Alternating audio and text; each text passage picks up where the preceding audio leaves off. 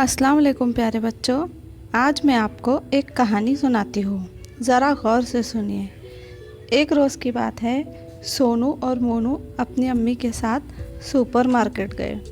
अम्मी ने घर से लिस्ट बनाई थी, उसके मुताबिक उन्होंने खरीदी करना शुरू की।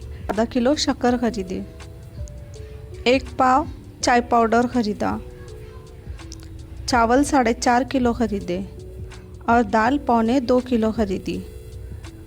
अम्मी को खरीदी करते देख सोनू ज़िद करने लगी कि मुझे भी चॉकलेट और चिप्स चाहिए। चॉकलेट पर कीमत लिखी थी 10 रुपये 50 पैसे और चिप्स पर कीमत लिखी थी 12 रुपये 25 पैसे।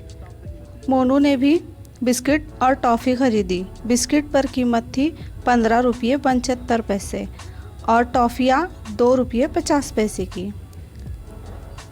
टॉफ़ियाँ, बिस्किट और चिप्स खरीदकर सोनू मोनू खुशी खुशी अपनी अम्मी के साथ घर लौटे।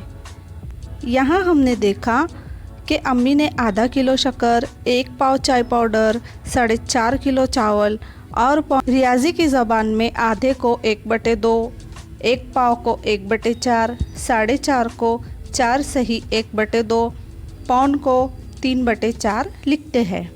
इस तरह से बटे की सूरत में अददों को लिखने को हम क्या कहते हैं? इसे कसर कहते हैं। इसी तरह से सोनू ने चॉकलेट खरीदी जो 10.5 रुपये की थी, चिप्स खरीदे जो 12 रुपये 25 पैसे के थे, मोनू ने बिस्किट 15 रुपये 75 पैसे और टॉफ़ी 2 रुपये 50 पैसे की खरीदी।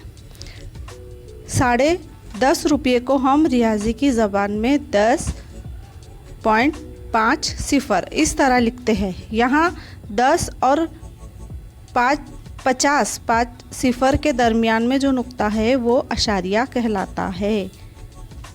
तो चलिए आज हम सबक कसर अशारिया के बारे में पढ़ते हैं।